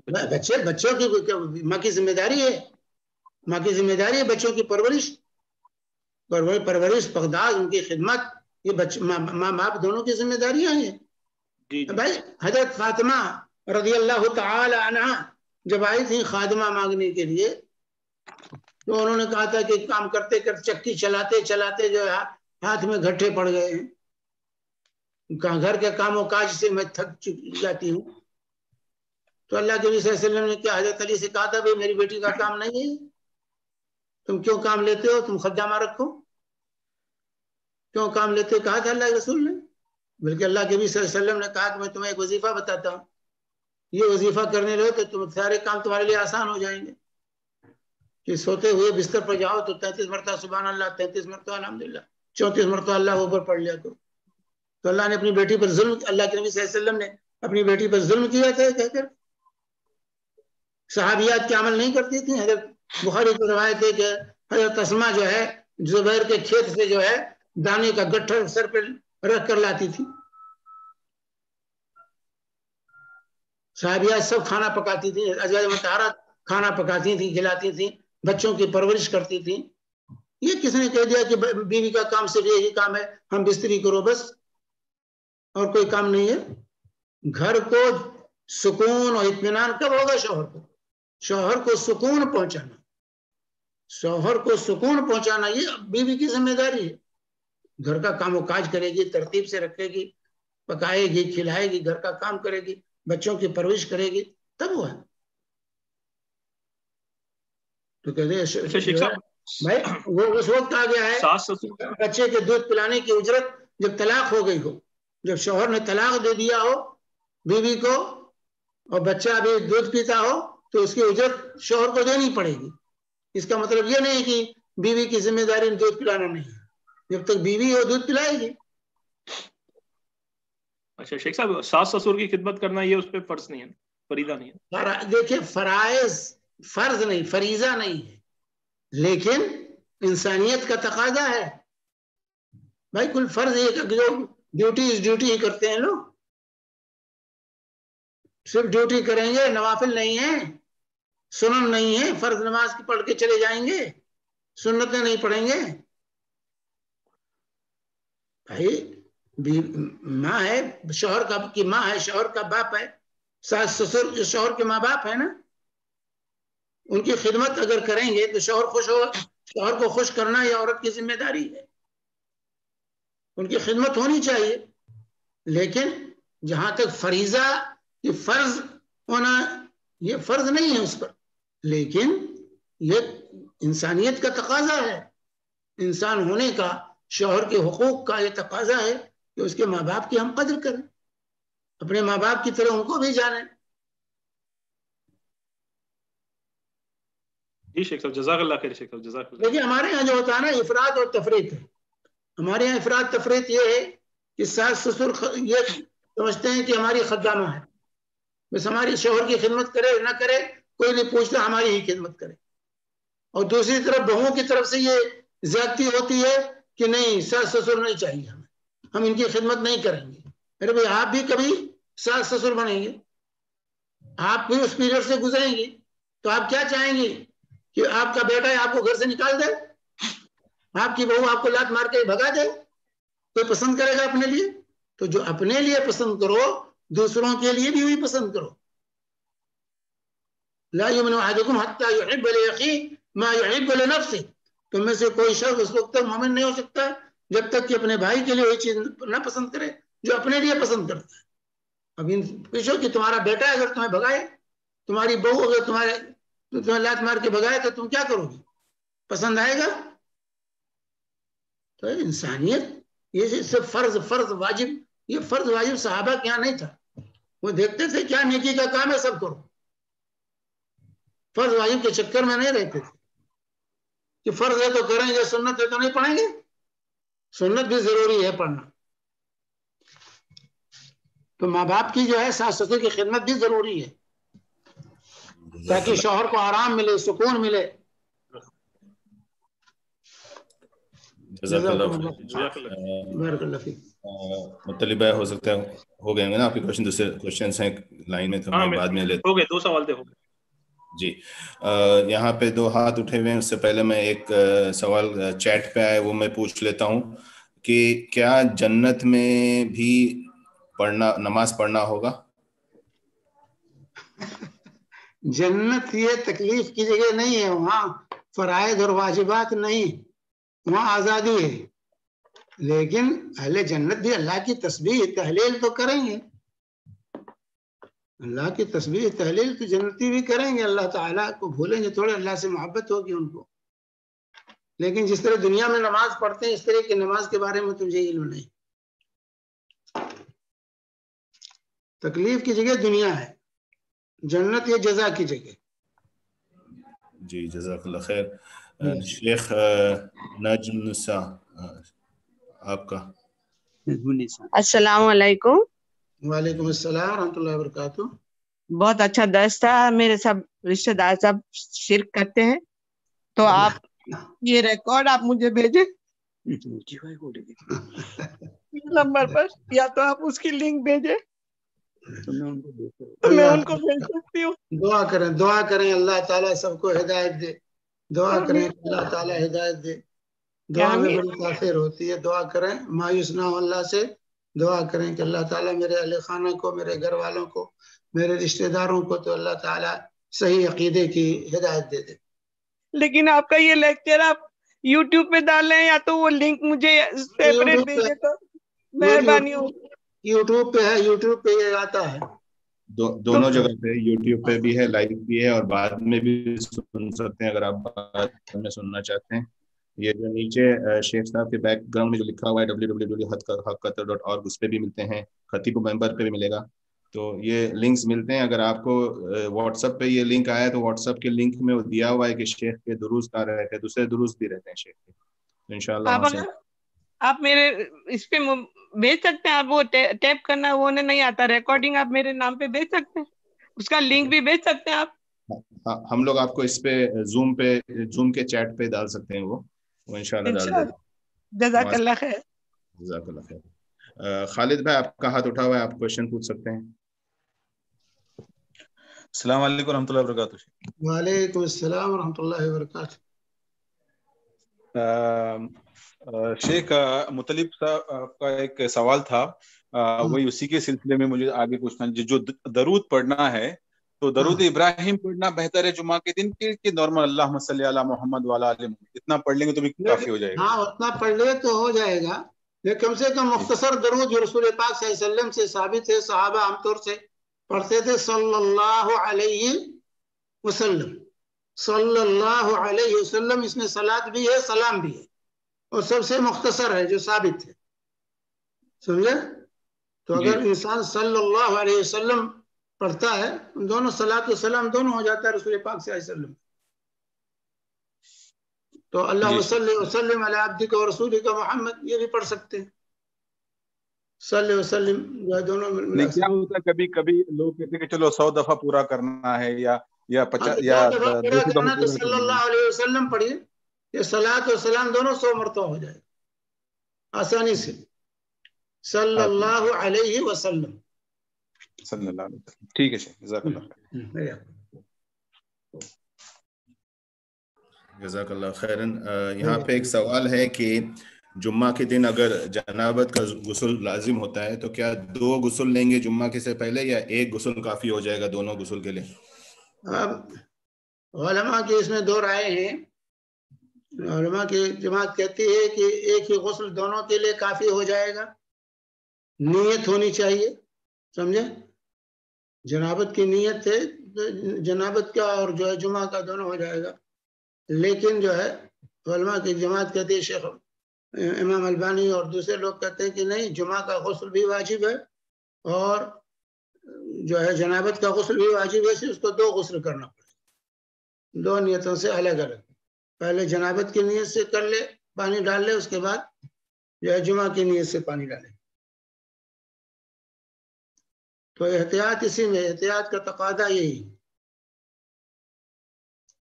کہ پہلے پانی ڈالے جو ہے غسل جو ہے جنابت کی نیت سے، اس کے بعد جمعہ کی نیت سے، تاکہ اختلاف ختم ہو جائے. یہاں پہ جی یہاں پہ شیخ تو اس سلسلے میں یہ رہے گا کہ پہلے غسل کرتے وقت ہی، یعنی پہلے ایک غسل کر لیں اور پھر اس کے بعد واپس وضو کر کے واپس اسی وقت ایک ہی ساتھ مطلب پانی ڈالتے ہیں نا، بس ایک مرتبہ اس کے نیت سے غسل کر رہے، دوسری مرتبہ وہی دوبارہ پانی ڈال لیں جمعہ کی نیت سے.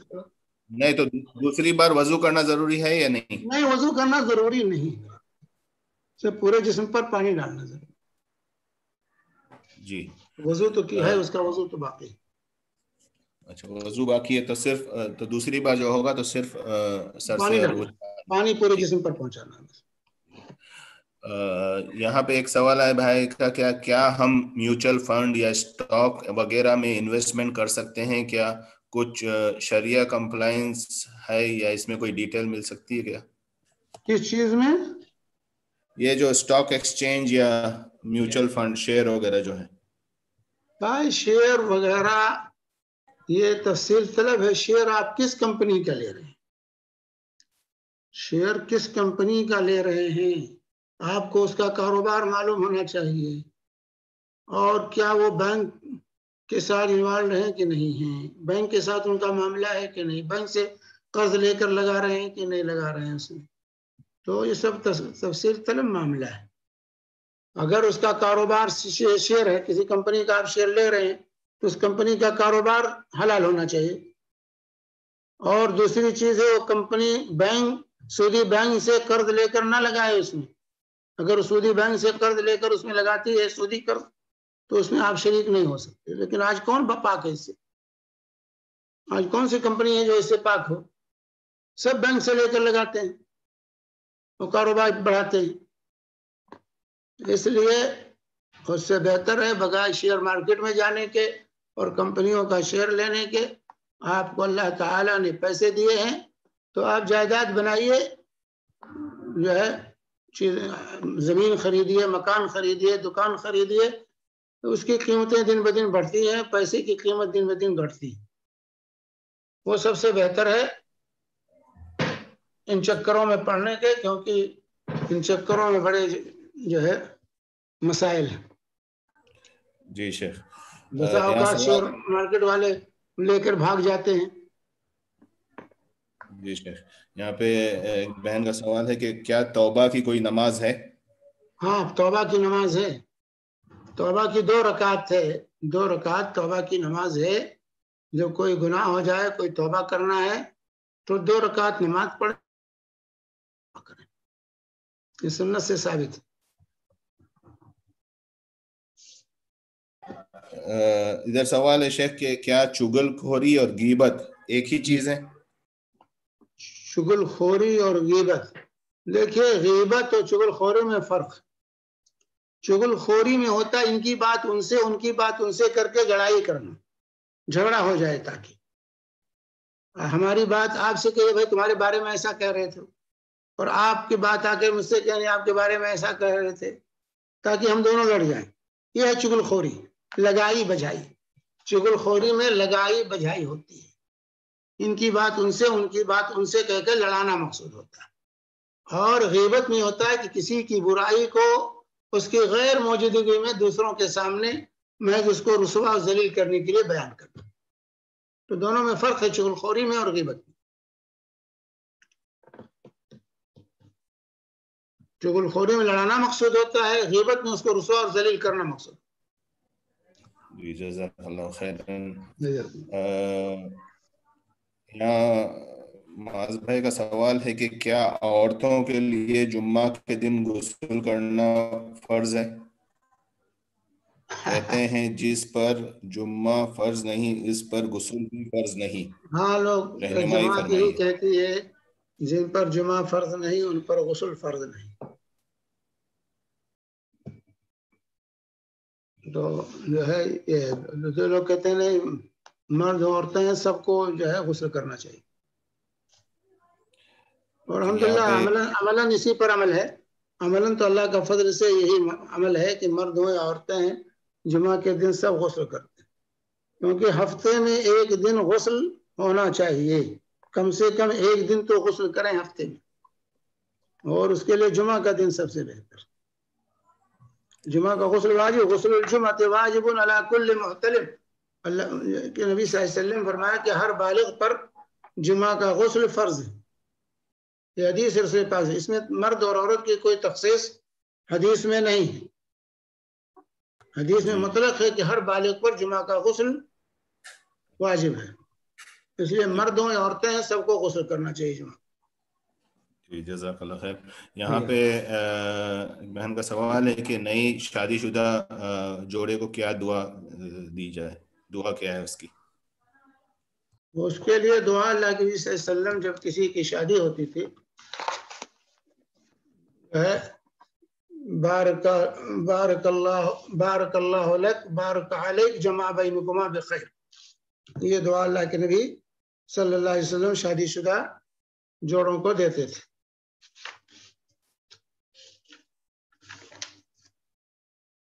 یہاں پہ اسی سلسلے میں یہ ہے کہ نئے جوڑے جب گھر پہ آتے ہیں تو ان کو 2 رکعت نماز کون سی پڑھنی ہے؟ دونوں کو ساتھ پڑھنا ہے یا الگ؟ دونوں کو ایک ساتھ جماعت کر کے 2 رکعت نماز پڑھنی ہے، صحابہ کرام رضوان اللہ اجمعین اس کا اہتمام کرتے تھے کہ جب بیوی آئے گھر میں پہلی مرتبہ پہلی رات صبح زفاف میں جو ہے میاں بیوی دونوں جو ہے ایک ساتھ جماعت کر کے نماز پڑھے، شوہر امامت کرائے گا، بیوی مقتدی ہوگی اور 2 رکعت نماز پڑھے گھر میں۔ سنت ہوگی، نفل ہوگی یعنی وہ؟ ہاں سنت، نفل سنت کہیے نفل کہیے، صحابہ کرام کا یہ معمول تھا کہ جب وہ شادی کرتے تھے تو گھر جب بیوی آتی تھی تو دونوں میاں بیوی مل کر 2 رکعت نماز ادا کرتے تھے۔ لیکن آج کل تو میک اپ چھوٹ جائے گا نا، نمازیں ہی چھوڑ دیتی ہیں، سنت پڑے گی کیا میک اپ کے پیچھے؟ یہ میک اپ کا فتنہ جو ہے نا بہت بڑا فتنہ ہے، جو عورتیں شادی میں شریک ہوتی ہیں وہ بھی نماز چھوڑ دیتی میک اپ کی خاطر کہ میک اپ خراب ہو جائے۔ اللہ ہدایت دے۔ وضو سے بہترین میک اپ ہوتا ہے، سجدے سے میک اپ ہوتا ہے، وضو سے میک اپ ہوتا ہے، یہ پتہ نہیں کیا کیسی کیسی چیزیں لگا لیتی ہیں میک اپ کے نام سے، اگر اس کی حقیقت دیکھیں تو اس میں بڑی، کبھی بھی نہیں لگائیں گے یہ میک اپ کے سامان نہیں استعمال کریں گے۔ جی شیخ، وہ جو آپ نے چگل خوری کے بارے میں وہ ایک سوال یہ کہ کیا چگل خوری کیا چگل خور جنت میں نہیں جائے گا؟ کہ یہ صحیح ہے؟ کوئی دلیل؟ ہاں حدیث ہے لا يدخل الجنت قطات، چگل خوری کرنے والا جنت میں نہیں جائے، لیکن یہ ہمیشہ کے لیے نہیں ہے کہ ہمیشہ کے لیے جنت میں نہیں جائے، کیونکہ چگل خوری کفر نہیں ہے، دائرہ اسلام سے خارج نہیں ہوگا انسان، اگر مومن ہے تو ایک نہ ایک دن جنت میں جائے گا، لیکن اولے والا میں نہیں جائے گا، اس کو سزا ملے گی اس چگل خوری کی، پہلے سزا کاٹ کر جائے گا، یہ مطلب ہے کہنے کا۔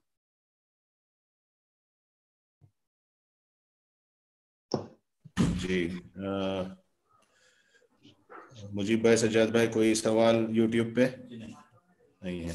یوٹیوب پہ کوئی سوال نہیں ہے، یہاں پہ بھی سب سوال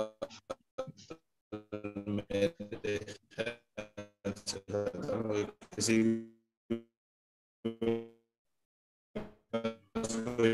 سوال ہے؟ آواز کہاں جا رہی ہے؟ وائنڈ اپ کریں، خیال سے ہو گیا شیخ، کسی کے بس سوال ہو گیا؟ سوال نہیں ہے؟ ایک سوال آیا، 1 منٹ شیخ، ٹھیک ہے ٹھیک، ایک سوال آیا ہوا ہے۔ ہاں ٹھیک ہے ٹھیک۔ اور وہ سوال انہی بہن کا ہے کہ میک اپ کرنے سے پہلے اگر وضو کریں اور پھر نماز پڑھی جائے تو کیا؟ ہاں نماز ہو جائے گی، نماز ہو جائے گی، وضو نہیں ٹوٹنا چاہیے بس۔ جی ناقض وضو کوئی چیز نہیں، میں نہیں کہیں کہ میک اپ کرنے سے وضو ٹوٹ جائے گا، میک اپ ناقض وضو نہیں ہے، سمجھے؟ جی، اور یہاں پہ ایک کوشچن آیا ہوا ہے کہ کیا ذرا ایک کوشچن پوچھنا ہو سکتا ہے، عمر قضا کی نماز پڑھنا ہے کیا؟ جو نماز غفلتوں میں پہلے چھوٹ گئی ہیں اگر پڑھنا ہے تو کیسے پڑھیں؟ کیا ہر فرض میں نیت اس کی بھی کر سکتے ہیں کیا؟ ابھی تو 5 وقت کی نماز نہیں پڑھ پا رہی تھی تو اب 10 وقت کی نماز پڑھیں گے؟ قضائے عمری کوئی چیز نہیں. جو نماز قصدن جان بوجھ کر انسان چھوڑتا ہے اس کی قضا نہیں ہے. جو جان بوجھ کر انسان جو نماز چھوڑ دے بغیر کسی عذر کے اس کی قضا نہیں، زندگی میں پڑھتا رہے گا تب بھی وہ ادا نہیں ہوگی. کیونکہ ان الصلاۃ کانت علی المؤمنین کتابا موقوتا، نماز وقت مقررہ پر فرض ہے. وقت سے پہلے پڑھیں گے تب بھی نماز نہیں ہوگی، وقت گزار کر پڑھیں گے پھر بھی نماز نہیں ہوگی بلا عذر کے. بغیر عذر کے وقت سے پہلے پڑھ لیتے ہیں تب بھی نماز نہیں ہوگی، اور بغیر عذر کے وقت کے بعد پڑھتے ہیں تب بھی نماز نہیں ہوگی. سمجھے؟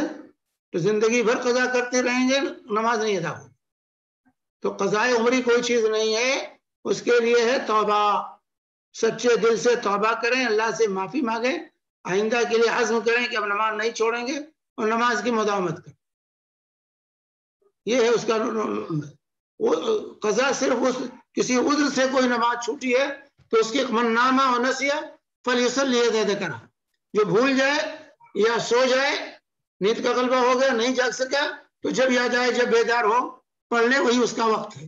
لیکن جو جان بوجھ کر بیٹھے رہے اپنے کام میں مشغول رہے، وقت سے بے وقت کر دیا بغیر کسی شرعی عذر کے، تو اس کے لیے قضا نہیں ہے. زندگی میں پڑھیں گے تب بھی ادا نہیں ہوگا. اس کے لیے سچے دل سے توبہ کرنا اور آئندہ ایسی حرکت سے بچنا. یہ لوگ توبہ سے روکتے ہیں، جو کہتے ہیں کہ اب 10 سال نماز نہیں پڑھتا رہا. نماز نہیں پڑھتا رہا، مسلمان ہی نہیں صحیح تھا، صحیح معنی مسلمان ہی نہیں تھا. اب نماز شروع کیا تو صحیح مسلمان بنا. اس سے اس عمل کا مطالبہ نہیں کیا جائے گا، اس سے ایک وہ توبہ کرے اللہ تعالیٰ سے، معافی مانگے. التوبۃ تجب ما کان قبلھا، اور توبہ کرنے سے پہلے یہ گناہ معاف ہو جاتے. تو وہ ہوتا ہے کہ اب 10 سال نہیں پڑھتا رہا، اب 10 سال ڈبل نماز پڑھے تو اس کو توبہ اور مشکل کر دیا. توبہ ہی نہیں کریں گے، کون جائے گا زحمت لینے کی 10 سال پھر ڈبل نمازیں پڑھیں. یہاں 5 وقت کی نماز پڑھنا مشکل ہے، 10 وقت کہاں پڑھے گا. اس لیے توبہ کی دعوت دینی چاہیے. توبہ کرو، اللہ سے معافی مانگو، اللہ معاف کرنے والا ہے. اپنی طرف سے شریعت نہیں بنانی چاہیے. شیخ یہاں پہ وہ سوال اس سلسلے میں ہے کہ قضا نماز کس وقت تک پڑھی جا سکتی ہے؟ ایک دن بعد جب یاد ہے کہ اس کا وقت وہ ہے جب یاد ہے. قضا نماز جو چھوٹ گئی کسی وجہ سے، جب موقع ملے فوراً اس کو من نام و نسیہ فلیصلی اذا ذکر، کہ جو بھول گیا تو جب یاد آئے فوراً اس کا وقت ہے وہی، اسے پڑھ لے، وہ ادا مانی جائے گی. جو سو گیا جیسے بیدار ہو فوراً اس کو پڑھ لے، وہی اس کا وقت ہے. تو جو لوگ انتظار کرتے ہیں آج کی نماز چھوٹی کل پڑھیں گے، تو جان بوجھ کر آپ تاخیر کر رہے ہیں. جیسے یاد آئے بھولی ہوئی نماز، جیسے یاد آئے سو گیا تھا، جیسے عذر ختم ہو فوراً جو ہے اس نماز کو ادا کرنا. جی یہاں پہ ڈاکٹر نصیر کا ہاتھ اٹھا ہوا ہے. ویسے ڈاکٹر نصیر 5 دن سے بیمار ہیں، اللہ ان کو شفا کامل عطا کرے. اللہ تعالیٰ انہیں شفا دے. نصیر صاحب السلام علیکم مولانا. وعلیکم السلام ورحمۃ اللہ وبرکاتہ. مولانا سوال یہ ہے کہ سورہ کہف پڑھنے کے لیے تیمم کرنا ضروری ہے؟ تیمم کرنا ضروری ہے سورہ کہف پڑھنے کے لیے؟ کیونکہ تیمم کر کے نماز پڑھے تو تیمم تو اس کے لیے الگ سے تیمم نہیں، الگ سے تیمم کرنے کی ضرورت نہیں ہے. سورہ کہف بغیر تیمم کیا مطلب اس کو قرآن پڑھنے کے لیے، پڑھنے کے لیے سورہ کہف قرآن سے پڑھ رہے ہیں، نماز کہاں قرآن سے پڑھ رہے ہیں، قرآن سے پڑھنا ہے. ہاں تو قرآن پڑھے تو تیمم کر لیجیے. قرآن پڑھے تیمم کرنا ہے، نماز کے لیے بھی تیمم کرنا ہے، قرآن کے لیے بھی. نماز کے لیے تیمم کرتے ہیں تو قرآن کے لیے تیمم کر لیجیے. اس کے لیے تیمم ہے نماز کے لیے. اسی طرح جن چیزوں کے لیے وضو ضروری ہے ان کے لیے بھی تیمم ہے. جزاک اللہ خیر. دعا کریں مولانا. کیا ہو گیا آپ کو؟ جاڑا بخار ہو گیا بہت، تقریباً الحمدللہ 5 دن سے، اور آ رہا جا رہا الحمدللہ. ابھی گولیاں لیا، دوا لیا، الحمدللہ اللہ کا شکر ہے تھوڑا کم. اللہ تعالیٰ اللہ شفا دے. آمین. جزاک اللہ. السلام علیکم. لا باسن طہورن. ڈاکٹر صاحب یہاں پہ سوال ہے کہ کچھ شاپس میں شاپنگ کرنے پر پوائنٹس ملتے ہیں، 1000 پوائنٹ ہوئے تو 10 ریال کا ڈسکاؤنٹ ملے گا. کیا یہ جائز ہے؟ ہر ایک کو ملتا ہے؟ یعنی ہر ایک کو ملتے ہیں. اگر ہر ایک کو ملتے ہیں ٹھیک, ہر ایک کو ملتے ہیں, جو بھی شاپنگ کرتا ہے اس کو وہ پوائنٹ ملتے رہتے ہیں. اچھا ٹھیک ہے. بظاہر تو کوئی بات نہیں ہے سر, اگر سب کو ملتے ہیں, قسمت کی بات نہیں ہے اس میں. جی یہاں پہ ایک بہن کا سوال ہے کہ جمعہ کی اذان 12:30 بجے ہے تو تھوڑی دیر پہلے قضا نماز پڑھ سکتے کیا نیند کی وجہ سے سو گئے ہوں تو؟ جب بھی بیدار ہو, نیند کی وجہ سے سو گئے, جیسے نیند کھلے فوراً پڑھ لیجیے کوئی بھی وقت, کیونکہ اللہ کے رسول فرمائے وہی اس کا وقت ہے. جب بیدار ہوئے وہی اس کا وقت, اس کے لیے ممانعت کا وقت نہیں. جی مطلب بھائی آپ کے پاس سوال ہے, پوچھ لیجئے پلیز, ڈائریکٹ پوچھیں. السلام علیکم شیخ صاحب. وعلیکم السلام ورحمۃ اللہ وبرکاتہ. ہاں شیخ صاحب, مجھے اردو سیکھنا ہے تاکہ میرے کو تھوڑی اچھی دین کی نالج ہو جائے. اردو سیکھنا ہے. اچھا ٹھیک, اردو سیکھنا ہے شیخ صاحب. ہاں تو شیخ صاحب میں اردو یہ نیت سے سیکھنا چاہتا ہوں کہ تاکہ میرے کو اسلام کی تھوڑی نالج ہو جائے. اور تو میں نے ہمارے ایک دوست سے مشورہ کیا تھا جو خود ایک سلفی ہے اور اردو کی اچھی نالج رکھتا ہے. تو وہ میرے کو بولے شیخ صاحب کی اردو میں زیادہ بک شرک کی ہے, تو ہو سکتا ہے تم اگر وہ بکس پڑھے تو تمہارا عقیدہ خراب ہو سکتا ہے شیخ صاحب. تو اس میں تھوڑا واضح فرق. کس کے کتابیں ہیں؟ اردو میں اکثر کتابیں اردو کی جو ہے وہ شرک میں نہیں, مطلب ایسا کہنا صحیح نہیں, ایسا کہنا صحیح. اکثر کتابیں شرک کی ہیں. صحیح کتابوں کا انتخاب کیجئے. اردو زبان کی کتابیں جو ہوتی ہیں, اردو سکھانے والی جو کتابیں ہیں وہ پڑھیں, انشاءاللہ اردو آ جائے گی. سیکھنا اچھا رہے گا شیخ صاحب نا. ہاں اچھا رہے گا. اوکے شیخ صاحب, جزاک اللہ خیر. جو آپ کہیے کہ الحمدللہ ہمارا عقیدہ مضبوط ہے انشاءاللہ. جی ہاں جی شیخ صاحب صحیح بولے آپ نے, لیکن اب کبھی پتہ نہیں چلتا نا شیخ صاحب کون سی بکس کہاں کی. پتہ نہیں چلتا نا, تو جب اردو ادب کی کتابیں پڑھیے انشاءاللہ. اور ویسے بھی شیخ دین میں میرے خیال سے عربی کے بعد اردو میں ہی کتابیں سب سے زیادہ ملیں. سب سے زیادہ کتابیں اردو ہی میں ہیں عربی کے بعد. جی جزاک اللہ خیر. خالد بھائی آپ کا ہاتھ اٹھا رہا ہے, آپ سوال کر سکتے ہیں. جی شیخ صاحب, ابھی یہ تیمم کے سلسلے میں جو بات نکلی اس کا سوال یہ ہے کہ تیمم کا طریقہ کیا ہے؟ یعنی اگر پانی نہیں ہے, جیسا کہ صحیح بخاری کی روایت ہے, ابو ذر غفاری رضی اللہ تعالی عنہ کو سکھایا تھا اللہ کے نبی صلی اللہ علیہ وسلم نے, جو دونوں ہتھیلیوں کو زمین پر مارے ایک مرتبہ, سمجھے, اور پھر اس کو جو ہے پھونک مارے اور چہرے پر مل لیں اور دونوں ہاتھ کے اوپری حصے پر مل لیں. یہ تیمم. تیمم کا مسنون طریقہ ایک ضربہ ہے, زمین پر ایک مرتبہ ہاتھ ماریں مٹی پر اور اس پر پھر پھونک دیں تاکہ زیادہ گرد و غبار چہرے پر نہ لگ جائے, اور پھر چہرے پر پھیر لیں ایک مرتبہ اور دونوں ہتھیلیوں پر ایسے پھیر لیں, ہتھیلی کے اوپری حصے. اچھا اگر مٹی کا بھی سمجھو کہ ہم ہاں مٹی ہے, مٹی رکھ کے ریت ہے, مٹی ہے, اس پر ہاتھ مار لیں بس. نہیں اگر مٹی بھی نہیں, فار ایگزامپل کہ ہم بستر پہ ہے, چل نہیں سکتے, اگر جگہ مٹی بھی میسر نہیں ہے تو دیوار پر ہاتھ مار لیں, زمین پر فرش پر ہاتھ مار لیں. جی شیخ جزاک اللہ خیر.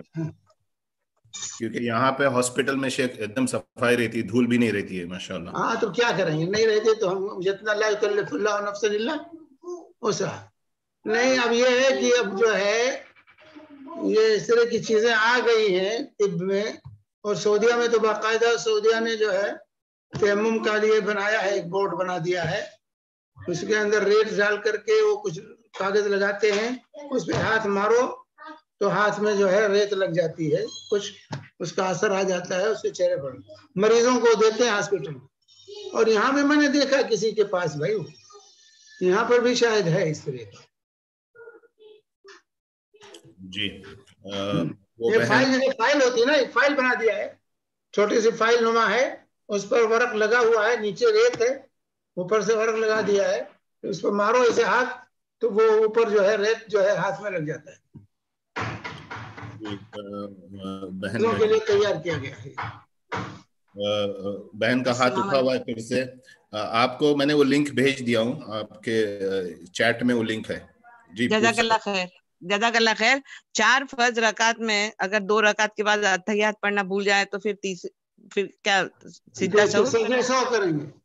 اگر پہلا تشہد بھول گئے ہیں تو پھر بیٹھیں گے نہیں، وہ آخر میں 2 سجدہ کر لیں سجدے سہو. اور 4 رکعت کی جگہ پہ کبھی 5 رکعت پڑھ لی تو بھی تب بھی سجدے سہو کافی ہے، نماز دہرانے کی ضرورت نہیں ہے. جزاک اللہ خیر.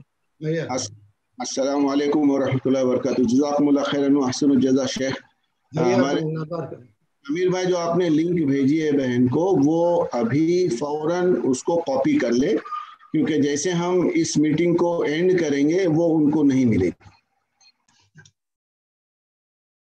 ارے ان کا واٹس ایپ نمبر لے لیں، اس پر آپ بھیج دیجیے گا یوٹیوب. جی جو آپ نے بھیجی وہ آپ سٹاپ کریں گے تو چلا جائے گا. ہاں جی سٹاپ کریں گے تو نکل جائے گا، اس لیے ابھی آپ اس کو کاپی کر کے آپ کے واٹس ایپ پہ یا کہیں پر بھی رکھ لیں. ٹھیک ہے، آپ جلدی سے آف نہیں کرنا، ابھی میں لکھتی ہوں. اللہ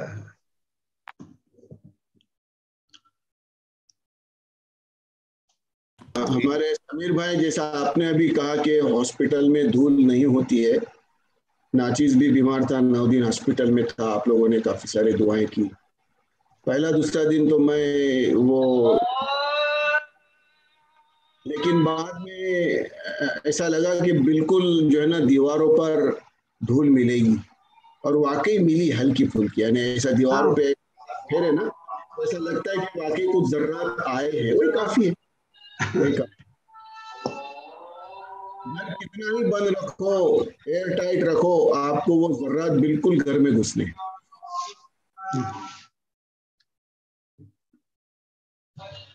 جی یہاں پہ بہن کا سوال تھا، لیکن وہ سوال جواب دے چکے ہیں شیخ نے کہ دیوار پہ اگر دھول نہ ہو تو تیمم ہوگی کیا، تو شیخ نے وہ جواب دے چکے ہیں.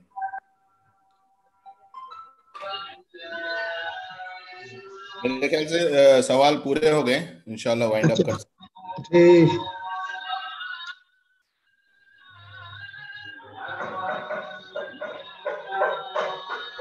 سبحانك اللهم وبحمدك اشهد ان لا اله الا انت استغفرك واتوب اليك.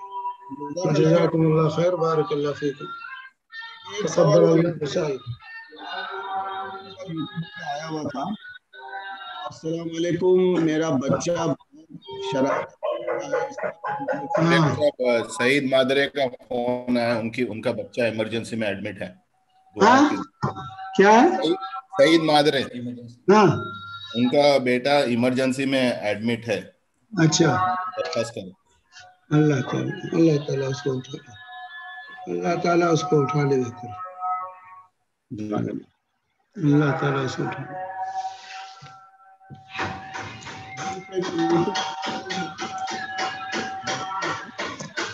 بچہ بہت شرارت کرتا ہے، سب چیزیں پھینک دیتا ہے، ایک جگہ نہیں بیٹھتا ہے، اس کے لیے وظیفہ بتائیں. ہاں بچہ شرارت بہت کرتا ہے، چیزیں پھینک دیتا ہے، اس کے لیے کوئی وظیفہ بتائیں. ایسے کہیے کہ صبح شام اس پر سورہ فاتحہ چاروں کل پڑھ کے دم کیا کرو، اور اللہ سے دعا کرو کہ اللہ تعالیٰ میرے بچے کو اس سے بچا لے، ہر دھرمی ضد سے اس کو نجات دے دے. ٹھیک ہے شیخ، جزاکم اللہ خیرن. ہم بند کرتے ہیں اس وقت. جزاکم اللہ خیرن وتقبل اللہ سعیکم.